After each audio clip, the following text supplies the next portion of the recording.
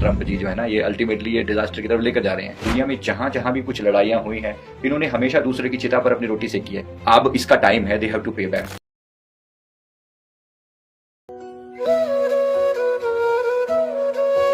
मैं अपनी कंट्री देश के बारे में जानना चाहूंगी। जैसे हमने देखा 2025 जब से शुरू हुआ है, कुछ ना कुछ बुरी खबरें हमें आ रही हैं। कहीं क्लाइमेटिक कंडीशंस के थ्रू, कहीं प्लेन क्रैश हो गया, अर्थक्वेक आ रहे हैं, फ्लड्स आ रहे हैं, बैक टू बैक बहुत ही बुरी खबरें आ रही हैं। तो मतलब इस चीज को हम पास्ट लाइफ रिग्रेशन के थ्रू देखा जा सकता है? कुछ लोग कह रहे हैं कंबाइन कर्मा है इसीलिए हो रहा है, कुछ लोगों का कुछ और कहना है। आपका क्या कहना है इस बारे में? खाली हमारे कंट्री की ही बात नहीं है, ओवरऑल वर्ल्ड की भी तो हालत ही है ना जी। तो अगर वैसे देखा जाए तो इस पूरे पीरियड को जो है ओवरऑल एक ट्रांजिशन पीरियड के रूप में देखा जा रहा है।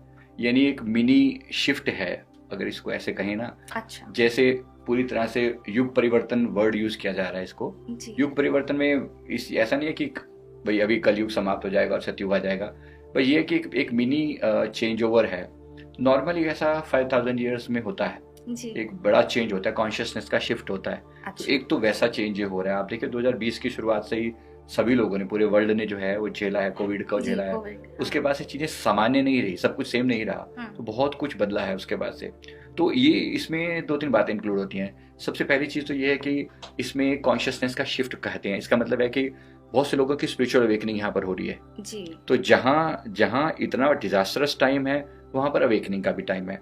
तो डिजास्टर भी है। डिजास्टर में क्या है कि हम देख रहे हैं कि दुनिया भर की नेचुरल कैलेमिटीज आ रही हैं और आगे भी होता हुआ दिख रहा है। यानी यहाँ तक कि 2029-30 तक जाते जाते तो वर्ल्ड वार के बारे में बहुत ज्यादा चांसेस हैं। अच्छा। अगर लोग नहीं सुधरे, अगर ये बड़े बड़े कंट्रीज जो बैठे हुए हैं, जो टॉप लीडर्स बैठे हुए हैं, अगर इन्होंने चीजों को कंट्रोल नहीं किया तो पूरे चांसेस हैं वर्ल्ड वार होने के। क्योंकि अभी भी वॉर्स तो कहीं ना कहीं छिड़ी हुई हैं। राइट।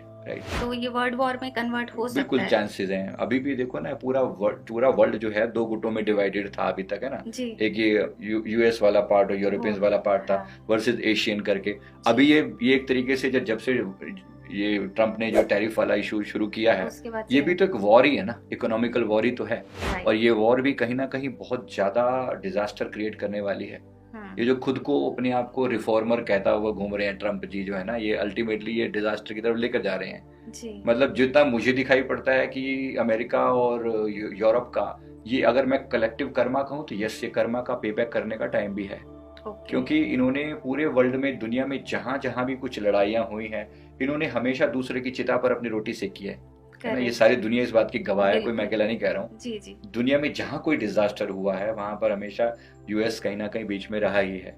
और अब इसका टाइम है, दे हैव टू पे बैक। आप जितने लोगों को आपने दर्द दिया, जितने कंट्रीज को आपने दर्द दिया, हमेशा अपने हथियार बेचने के लिए जहां जहां लड़ाई करवाई है, अब टाइम है इनको पे बैक करने का जी। मुझे ये दिख रहा है कि अल्टीमेट डेज का जो होने वाला है, पहली बात जो है वर्ल्ड ऑर्डर विल चेंज।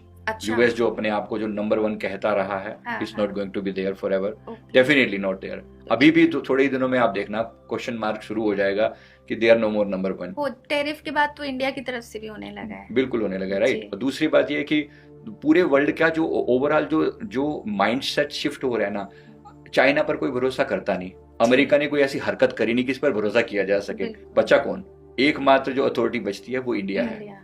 कहीं ना कहीं लोगों को आज भी एक एहसास इनको समझ में आ रहा है, यूरोपियन कंट्रीज को भी और यूएस को भी, कि भी इनका जो वे है ना वो डिफरेंट है। हम किसी के उसमें दखल अंदाजी नहीं करते जब तक हमारे ऊपर कोई बात नहीं आती। अब बात हम पर आई है तो हम दिखाएंगे। वैसे मुझे दिख रहा है कि आने वाले समय में जो इसमें सैंक्शंस वगैरह लगाए गए हैं, इसको पूरा एकदम चेंज ओवर होगा यहाँ पर, और सेल्फ डिपेंडेंट इंडिया करके पूरी तरह से एक ड्राइव चलेगी अभी। और इसका रिजल्ट बहुत ही बेहतरीन निकलेगा। अरे वाह। और ये मतलब कब तक आप इसको ये बस अब होता ही देख तो शुरू करते हुए आप लगो क्योंकि गवर्नमेंट जो है हमारी बहुत प्रोएक्टिव है इस मामले में जी। और ये प्रोएक्टिवनेस बहुत बड़ी बात होती है। आप चीजों के बाद भी रिएक्ट कर सकते हो, लेकिन जब होता है कि तैयारी पहले से, आपको पता है कुछ ना कुछ ऐसा होने के चांसेस हैं। और ये बात हमने मेरे अक्टूबर 2024 के प्रेडिक्शन में हमने बोले थी कि एनआरआईज के लिए बहुत डिफिकल्ट टाइम दिखाई दे रहा है हमें, और यूएस और इसका जो डिजास्टर का टाइम है ये वाला। अच्छा। और यूरोपियन कंट्रीज का भी आप देखोगे, अभी सारी चीजें डायरेक्टली नहीं दिख रही, लेकिन इनडायरेक्टली बहुत कुछ हो रहा है वहां पर भी। जी जी जी। क्योंकि यूके के भी प्लेन क्रैश हुए हैं। यूके के प्लेन भी क्रैश हुए हैं, ओवरऑल यूके की इकोनॉमी भी क्रैश हुई है बुरी तरह से, और होती दिख भी रही है आगे चल के, राइट। चलो प्लेन क्रैश वगैरह तो देखो वो हमारे हाथ में नहीं है, वो तो एक ऐसी घटना जिसपे कंट्रोल नहीं है। इकोनॉमी पे हमारा कंट्रोल है, कर्मा उस पे हमारा कंट्रोल है। तो यहाँ जो मैं बात कर रहा हूँ, मेरा क्योंकि मैं पास्ट लाइफ में का मतलब मेरा सिर्फ कार्मिक रहता है कि कर्मा क्या गड़बड़ करी है इन्होंने, कर्म का जो हिसाब किताब है उसको कहीं ना कहीं तो देखना पड़ेगा। इन यूरोपियन कंट्रीज ने भी पूरे वर्ल्ड को कहीं ना कहीं गुलाम बनाया ना अपना, वो गुलामी को जो आज जो इतने लोगों को जो पीड़ा दी, जो दर्द दिया, कहीं ना कहीं तो इनको भी मिलेगा। ये अपने आप को बॉस मान के बैठे रहे कि हम तो बॉस हैं और तुम जो है lower class countries kind of ना, देयर एटीट्यूड तो उनका यही है ना, एशियन कंट्रीज के बारे में यही एटीट्यूड है। तो ये इनको अभी समय आया है इनको रिवर्ट बैक करने का। और ये मैं आज ऑन कैमरा बोल रहा हूँ कि आप देखोगे कि यूएस का ओवरऑल, क्योंकि इसने कंट्रीज को तोड़ा है, दो कंट्रीज के बीच में या विद इन कंट्रीज ब्रेकअप किया है, अभी भी मोदी जी को मतलब हटाने के लिए एड़ी चोटी का जोर लगा रहे हैं ये, कि हट जाए किसी तरीके से और वापस वही गवर्नमेंट कोई आ जाए इनकी वो जो घटिया सी या जो लो सी कमजोरी वाली है ना, रूल कर सके। हाँ, तो जिस पर ये रूल कर सके। यहाँ एक खड़ा हुआ है kind of a law and order, जो आप जिससे पंगा ले रहे हो ना, वो स्टैंड स्टिल होने वाली पर्सनैलिटी, ऐसे झुकने वाला पर्सन नहीं है वो। इसीलिए इनको बहुत तकलीफ हो रही है और इसके लिए सब साम दाम दंड भेदे लगाने वाले लोग हैं कि किसी तरीके से इनको रास्ते से हटा दिया जाए। और मैं डेफिनेटली मुझे ऐसा फील हो रहा है कि उनकी जान को खतरा है।